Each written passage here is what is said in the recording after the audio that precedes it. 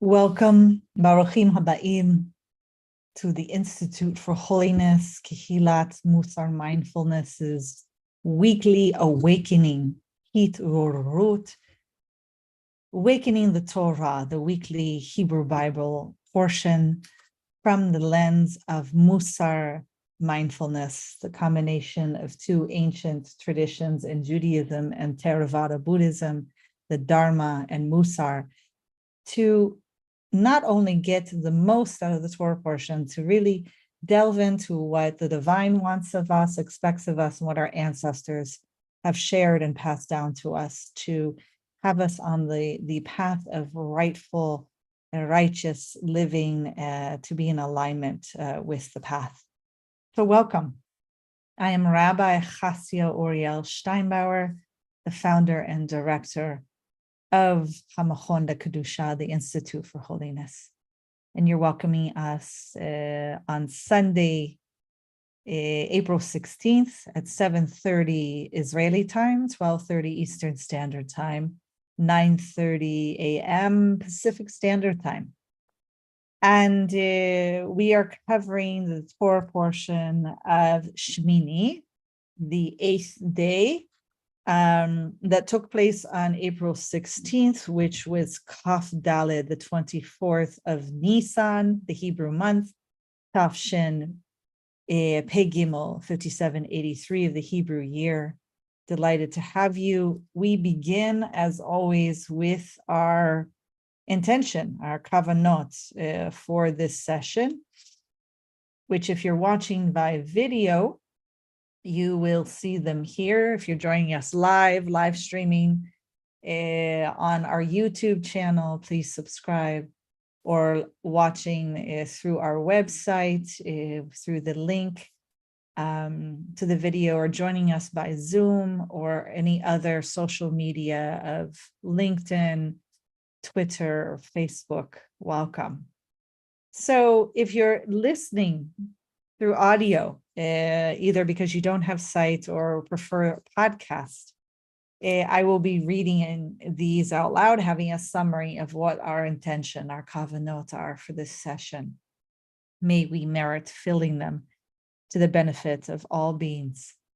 So we see this act that we're doing together, this meeting and practice together, as an act of radical self-care for the sake of something beyond us. And that is that we see that we are doing this practice of awakening together to strengthen our own soul in order to be of benefit to others in the future.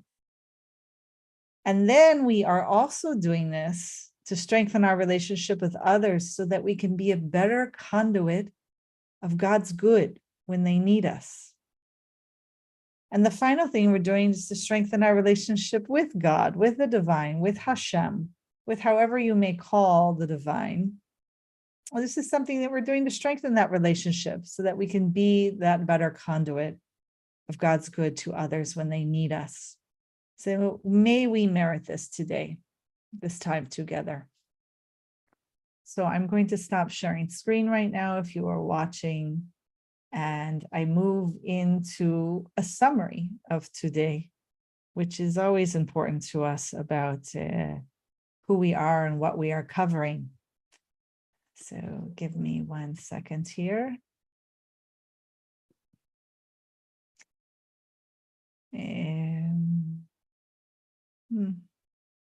Okay, so in Shemini, just as a brief summary of what's going on for us, it does come after Sav.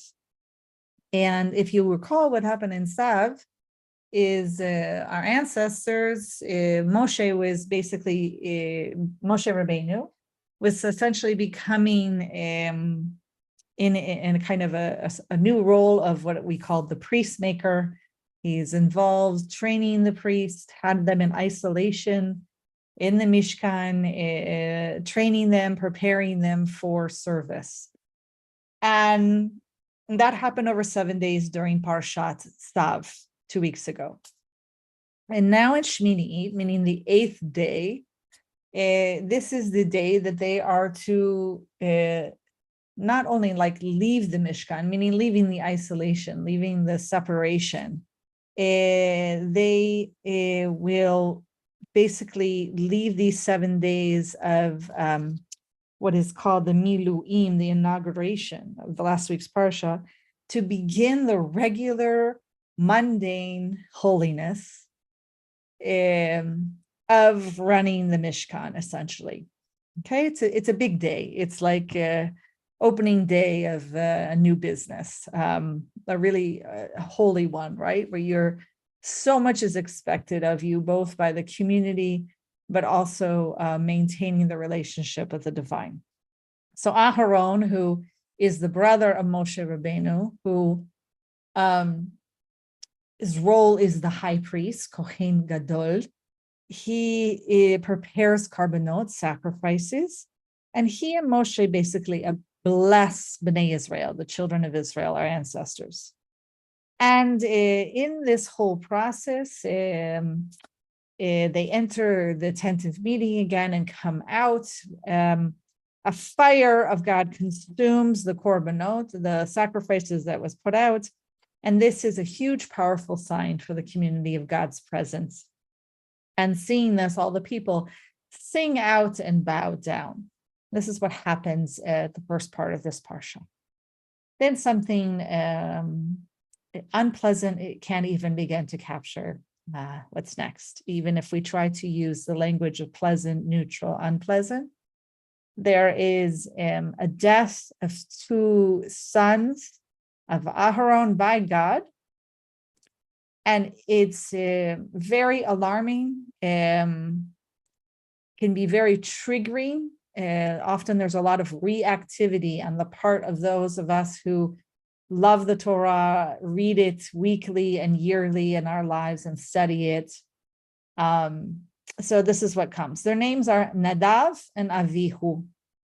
And Nadav and Avihu, 2 of Aharon's sons who were just in their 7 days of training and isolation, getting all ready for this big day of opening to the mundane holiness of actual service in the Mishkan, they bring something called strange fire. Why is it called strange? Meaning it's not fire that was commanded of them. They bring it before God with their own fire pans and enter the space of the tent of meeting where Aharon and Moshe had just entered and then left again before the sacrifices were accepted earlier. They are actually consumed by the fire. The fire of God comes down and consumes Nadav and Avihu in a kind of an odd way, because they're described that their body is there, but they were taken. We can't exactly know what went on, essentially. When Aharon, their father, finds out, he is silent. He actually becomes silent. He moves into silence. He moves into stillness. And not necessarily a positive or life-affirming or pleasant one. We can't know exactly, but that's his response or reactivity. So that's the scene that happens as a summary. I'll go deeper into that soon. Then the rest of the parsha, God teaches about the rules of the system of fit eating among Bnei Israel, among the Jewish people. What is going to be considered pure, tahor, and tameh, impure, among animals? What can we eat, what we shouldn't? So they cover land mammals, if they have split hooves and chew their cud, if they're birds. There's a list of 20 birds that are absolutely forbidden. And so there's the assumption that any bird that's not on the list, in theory, is kosher, is fit. Insects, if they're kinds of grasshopper or locust listed in the parsha. So that's everything that's covered. So that's Shemini in a summary. Now we're going to delve in, because we always have to pick something small and manageable. That's part of the practice of Mussar mindfulness, is to, when we take on a Kabbalah, for instance, receive a teaching, a practice from our teacher, It has to be something small and manageable that we can be successful at. So may I merit right now with you. There are two scenes that I want to cover. The first is when Nadav and Avihu are taken by Hashem, by God. And in particular, I'll bring different parshanim, different sources, what they all have to say, but I'm not bringing it so that you actually are convinced by any of those sources. We'll never know exactly why what happened. I'm more interested in you noticing not only how many of them are, how varied they are, but just what's going on, the reactivity, the trying so hard to find a reason, an answer, almost as if to contain this, but contain our own reactivity that this happened.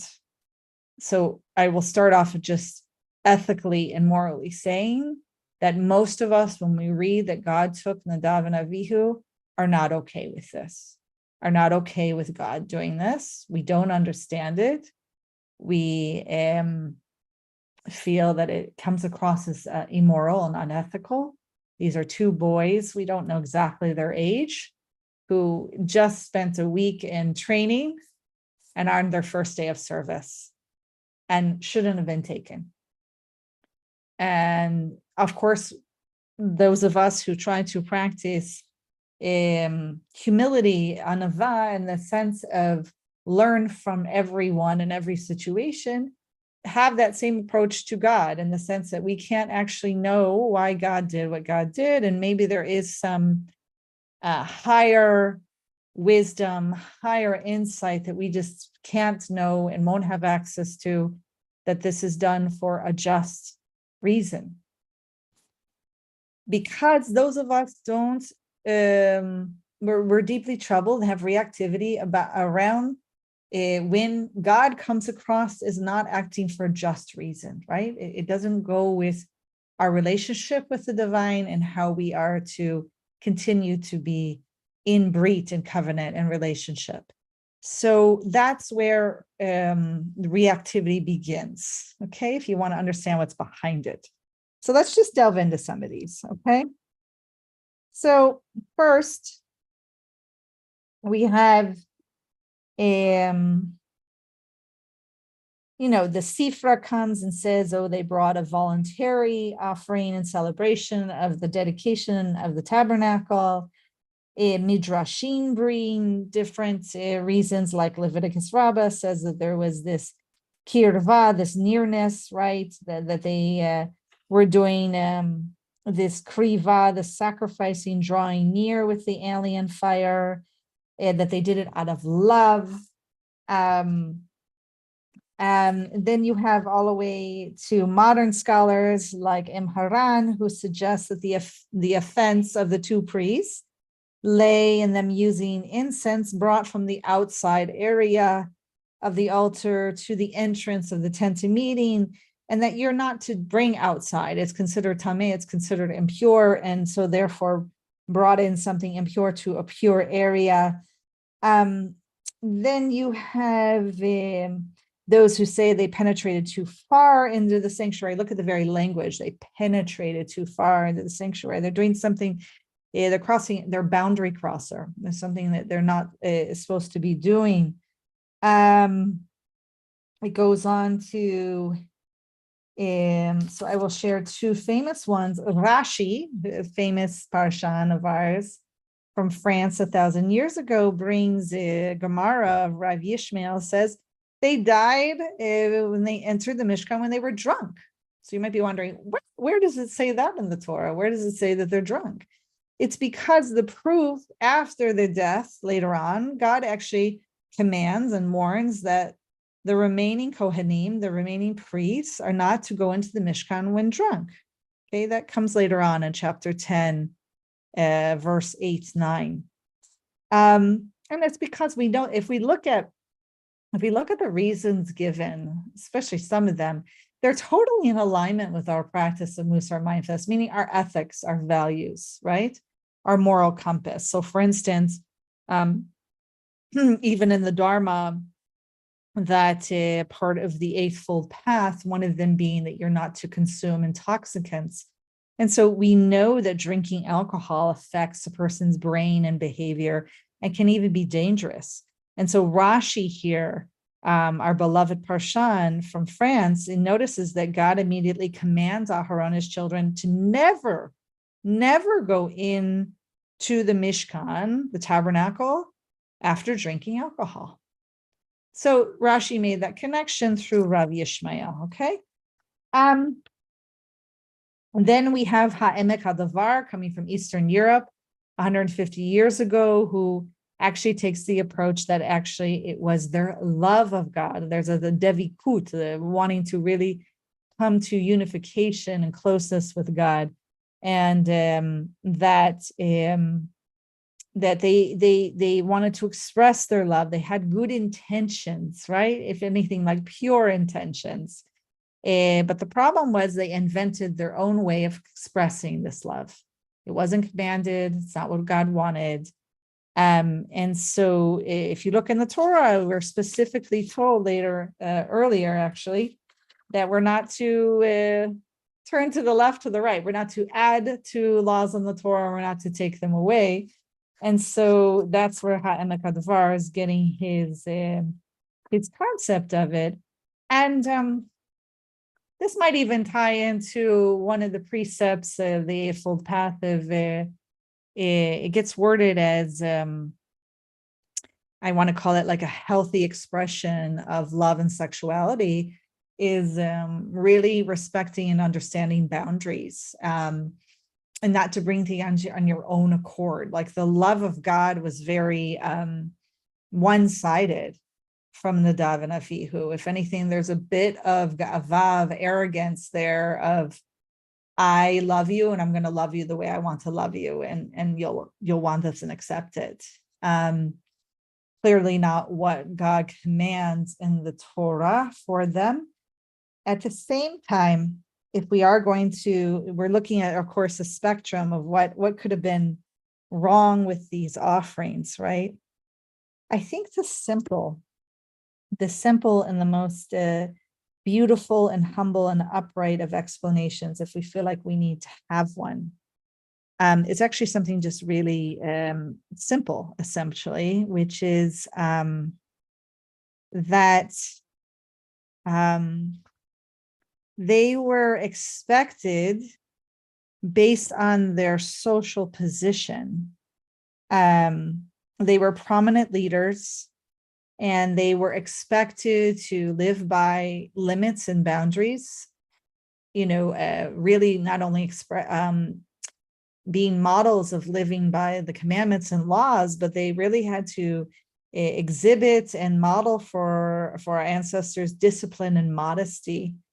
And so what really, they didn't really flout any specific prohibition. Instead, it was considered wrong, sinful, given their rank, given their social position. It's like in the teachings of the Buddha and the Dharma, when there are monastics who receive certain types of practices and laws, or not, you might want to word them as laws, but precepts, how to live a certain path. And then there's the householder, which is you and I, of how we are to practice and live. And very different, much a smaller list, much more contained. So here in Nadav and Avihu are considered like a rank of a monastic. They are a priest, right? Now the priests, of course, marry in the Jewish tradition, but they are of an exalted rank that make them different than the rest of the Jews, the rest of us, right? So, so this is the reason given why they perished. Now, all of us can sit here and go, none of these reasons really sit well or really cover why 2 young adult men or children were taken. Okay, so first we want to note that. But more importantly for our practice is we want to notice the responses, which really reflect reactivity of the Parshanim, of our ancestors, trying to really figure out and kind of contain why did this happen, with coming up with all sorts of reasons, and then to notice the reactivity within us. And that's part of the practice. And not always are we going to, is it going to sit well and necessarily go away? That would actually just be a form of denial, of aversion, of pushing away. So we want to learn from this example that one of these really difficult sections in the Torah, may their memories be for a blessing, Nadav and Avihu, that we really take this time to really use our insight and wise discernment to watch our own reactivity around this. And of course, we can learn from our ancestors in the Parshanim. You know, we're not against the idea, for instance, of not consuming intoxicants, especially for the exalted high rank in service of something. We're not against these things. We can understand them. We can live by them. Okay. All right. That's the first. I want to see what else I wanted to share with you. I think that's it on this end. Okay. The next, excuse me, is I want to look at Moshe's anger, Moshe Rabbeinu. Okay. So later on, after Aharon is silent on hearing the death of his sons, I don't know if we want to call it murder or just being taken by God. I'm open. That apparently Moshe gets angry.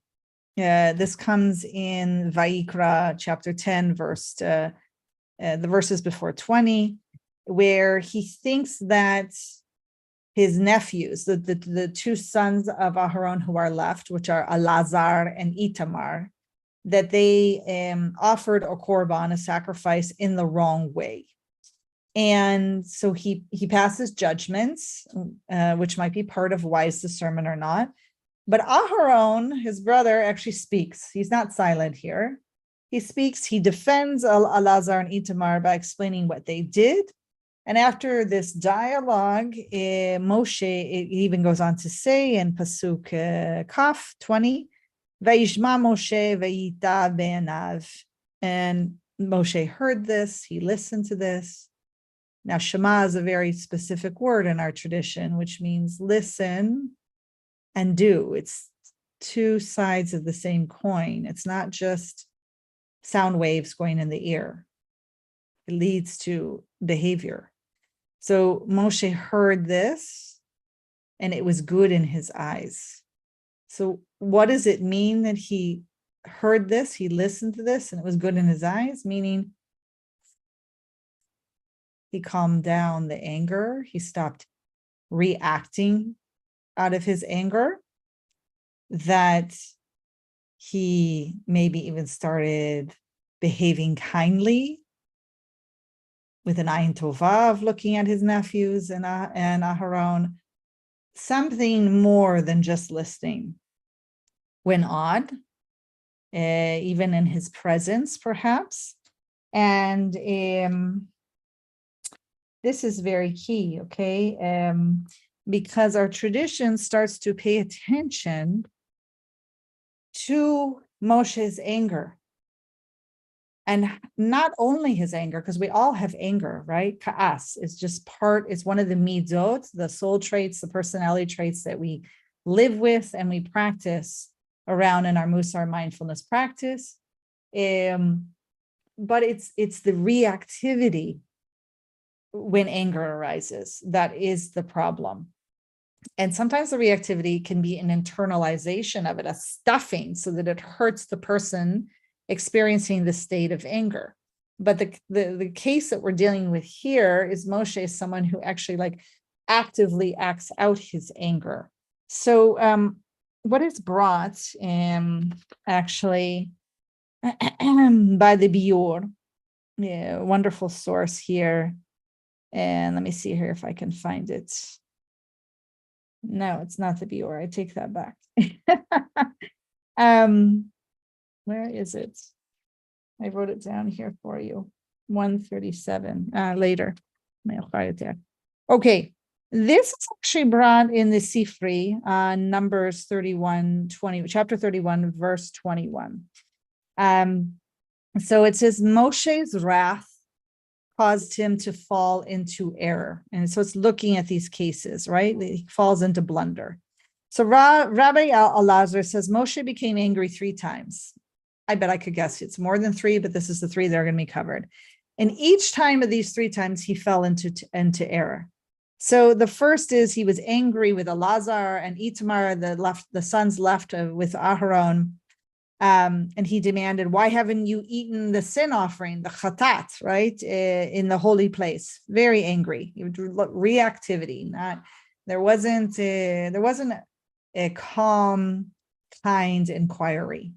Maybe even an observation beforehand.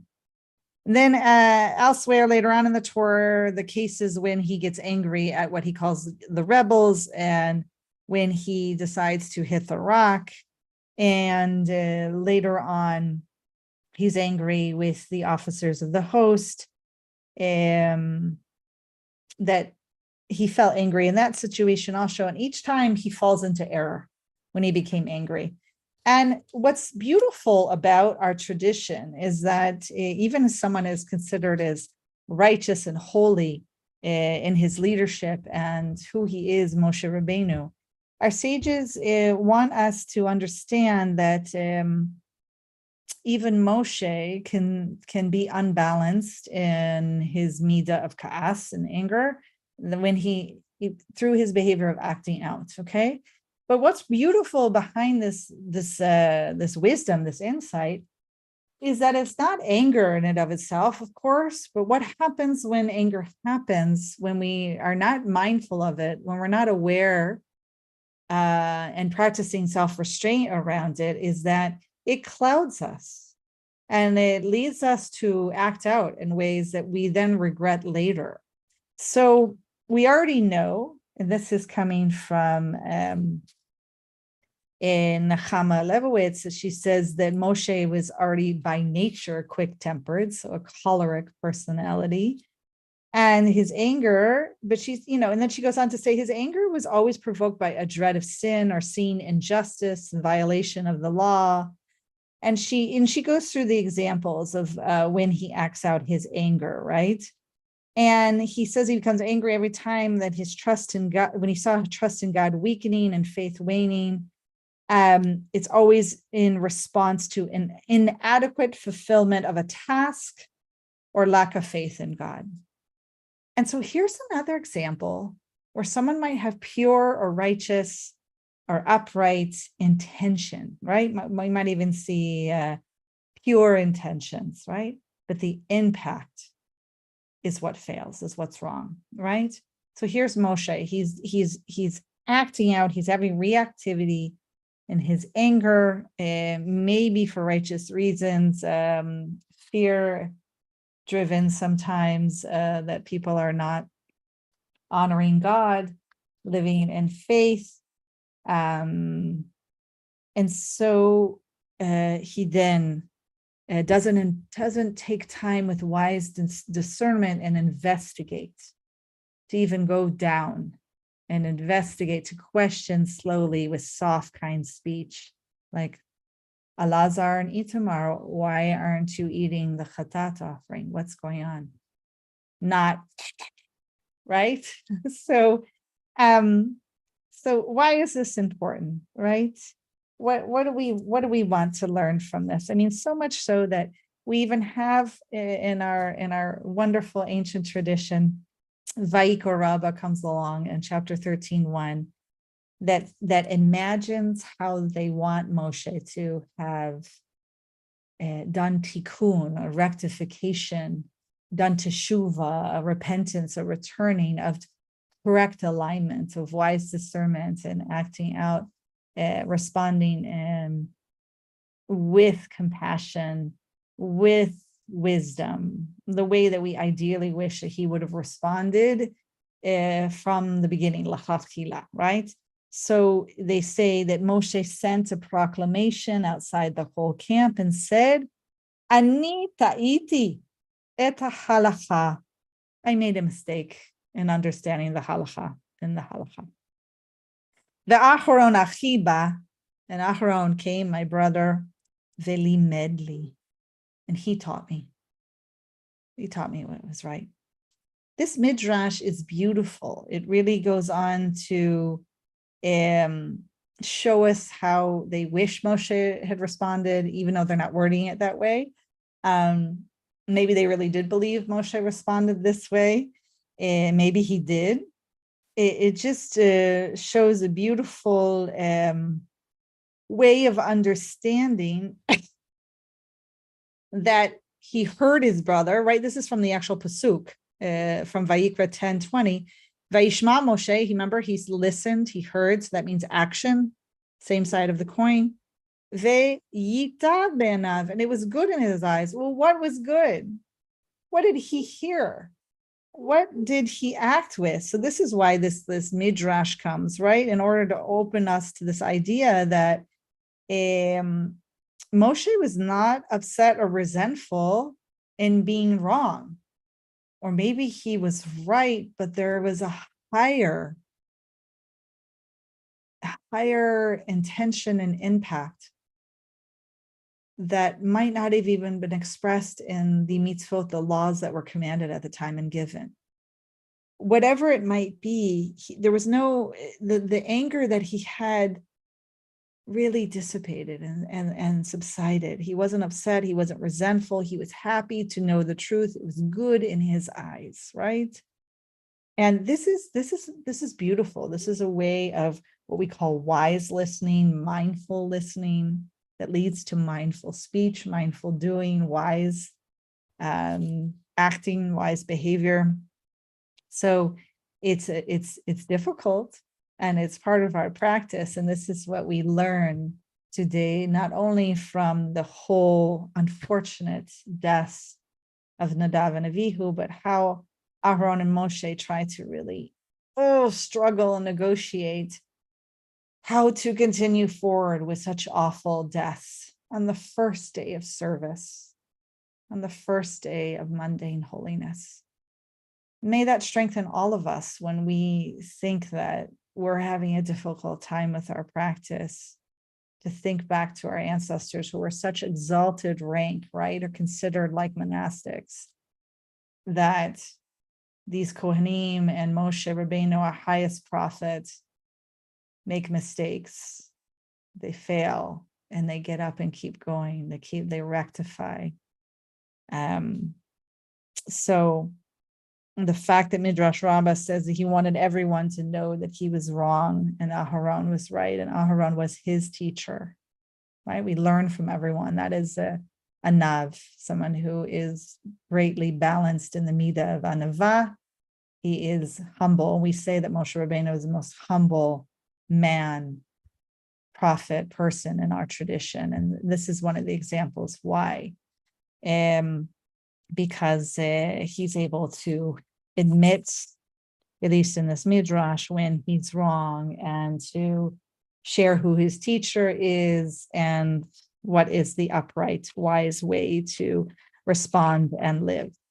So with that, we have a great deal of wisdom we've learned today. May we incorporate all this into our practice of what is the path and how to be on it together, to really support one another and take refuge. So I invite you to assume the posture that is best for you to move into our mindfulness meditation practice together. You can sit like me in a chair, come to the edge so that you are upright. You don't kind of lean back and possibly drift off in sloth and torpor, falling asleep. You're welcome to do walking meditation, or stand, or lie down if needed. If any of you are dealing with any chronic pain, any issues of that sort, please support yourself and do what's necessary to assume the posture that is best for you in this moment to arrive here together. So we're going to assume the posture. We're going to take a deep breath as usual, 3 deep inhalations, inviting awareness.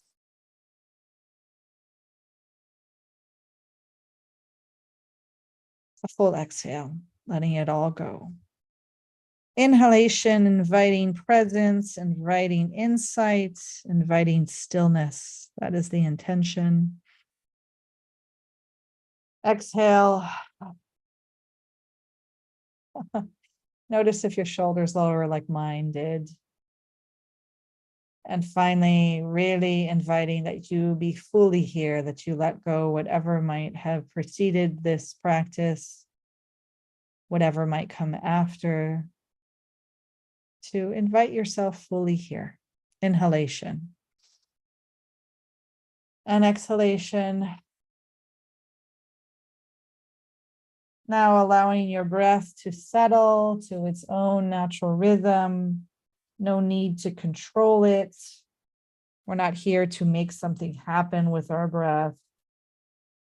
We're just being here. And the practice of mindfulness meditation is where we really just witness what is before us, whatever arises. And we have usually our choice point, our area that we are going to focus our attention. So usually that's on the breath, noticing the inhalation, the exhalation, might be noticing where you feel it in the nose or the mouth or in the chest or the tummy rising, where you feel it coming out and entering. But for some of us, the breathing is too hard, either because of asthma or lung issues or post-COVID. And it's not the best place to be your anchor, where you're going to focus your attention. So I invite you to pay attention to the sounds that are around you, but you want to just focus on one area. This is how we build concentration over time. And in the practice, we just have our attention on the anchor. And of course, the practice is that sooner or later, the thoughts will wander. That's what they do. We have millions of thoughts throughout the day. They will jump to something else. There might be storytelling. There might be planning in the future. There might be, reminiscing about something happened in the past, fantasizing, dreaming. And then we wake up and we realize, oh, I had gone off. And as my beloved teacher, Joseph Goldstein, will say, you simply begin again. You bring your focus to your anchor. And we do this in, out, all through the practice. Noticing whatever arises, asking, can we be with it? For some of us, it'll be strong emotions. For some of us, it may be one of the 5 hindrances that arise, really strong attachment to something, or aversion that's really unpleasant. For some of us, it might be sloth and torpor, just really getting tired in our practice, and then we have to wake up again. For some of us, it might be boredom. We just tell ourselves, oh, this is so boring, and we can't be present for the practice. Noticing whatever arises, thoughts here and there, emotions, sensations arising in the body. And the practice is just to witness it all without reactivity, without judgment. And you may be thinking, how can I do this without judgment? I'm judging whether or not I'm having thoughts. There's a big difference between judgments and wise discernment. We can wisely see that we have gone off the path. Judgment is when we beat ourselves up for it. Judgment is when we knock ourselves down for it. Judgment is when we have expectations that are unrealistic for the practice. It is not a kind voice. It is not a voice that we want to feed. We don't want to befriend.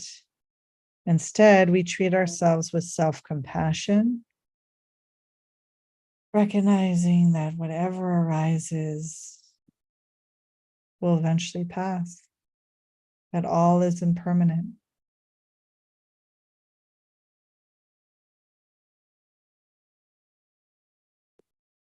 So I invite you today to welcome whatever reactivity that you had or have in response to Nadav and Avihu's death.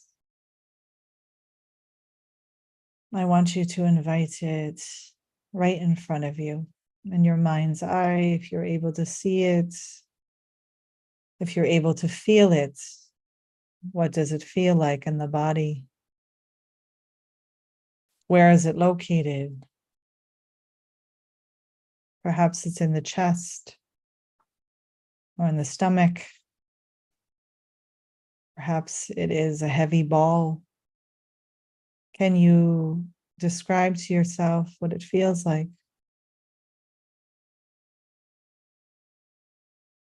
What does the reactivity to these awful deaths, to our lack of knowledge, to why God would take them, to having to live with that? What is our own silence expressing, maybe teaching us or not? Sit with any reactivity that arises for you.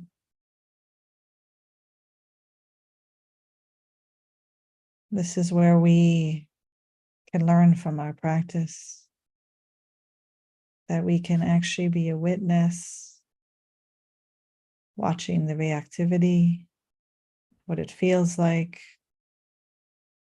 noticing how it shifts or changes over time. You'll sit in 1 minute of silence as you just observe it.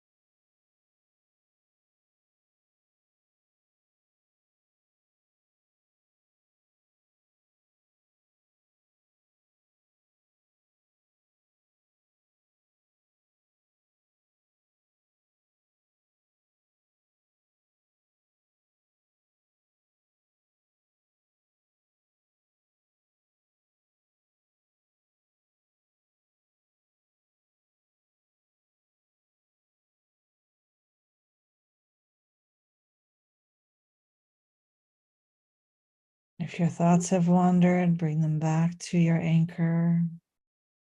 Bring them back to your attention, if any reactivity, into the narrative, the story our ancestors and God have passed on to us about Nadav and Avihu.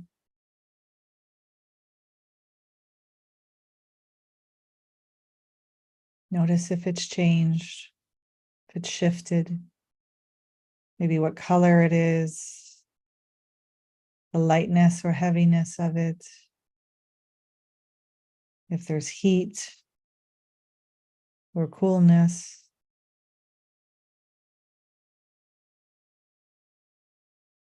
And we move into a practice of self-compassion around this. Recognizing first with mindfulness what is here for us, what is real. We don't need to react, to push it away. We don't need to over-identify other.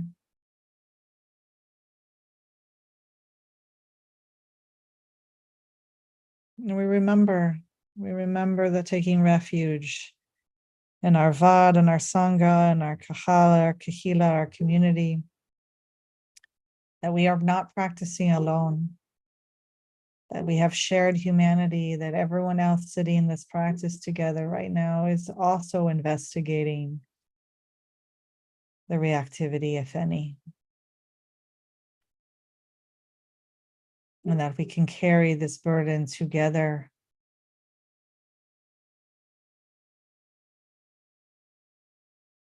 Learn how we can be with reactivity without acting out, even if it's anger. How we can watch anger arise, have a certain shelf life, and then dissipate.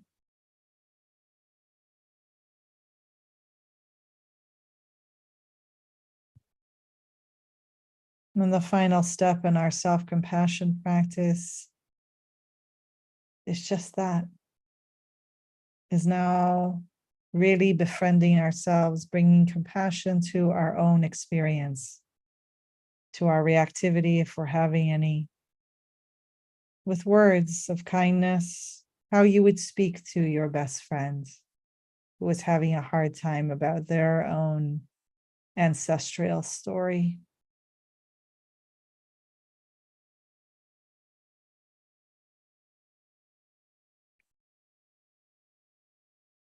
How would you kindly speak to them? How would you tell them that it's okay and that you're there and that you can be with this? Your presence alone is a kind friend. Really, with gentleness, with loving kindness, chesed and metta.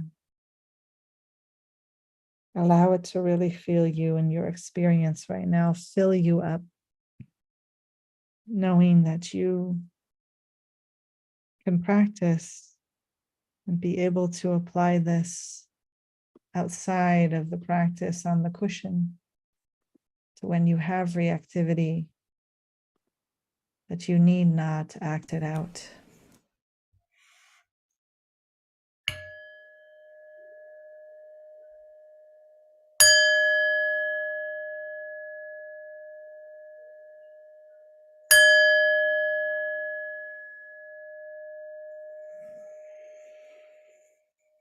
Now, with the sounds of the bells,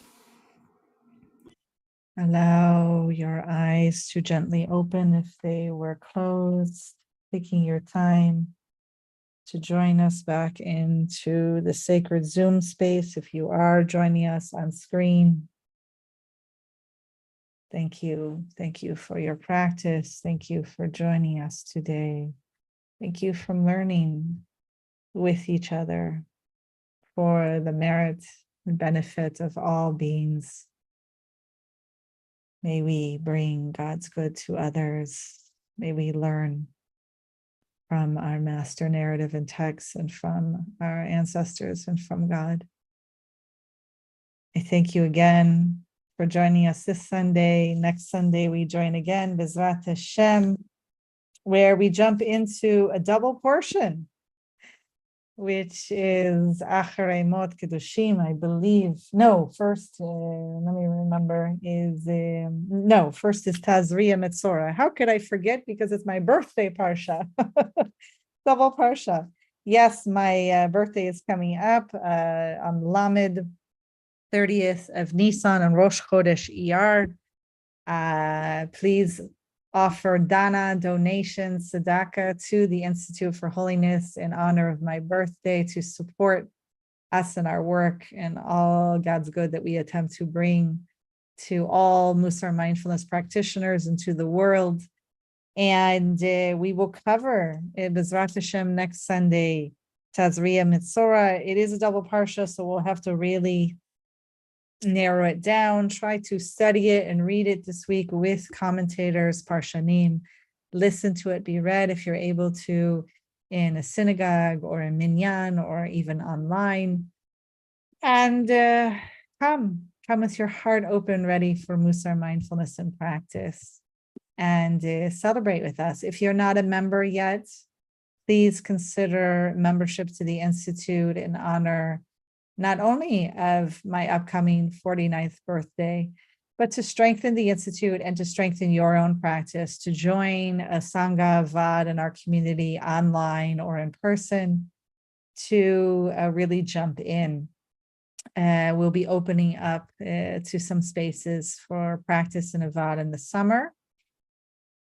And what else do I need to tell you? Just delightful that you're here and that you joined the practice. If you're watching live streaming on YouTube, please subscribe. You can also subscribe to our newsletter, both at the website and when I send it out.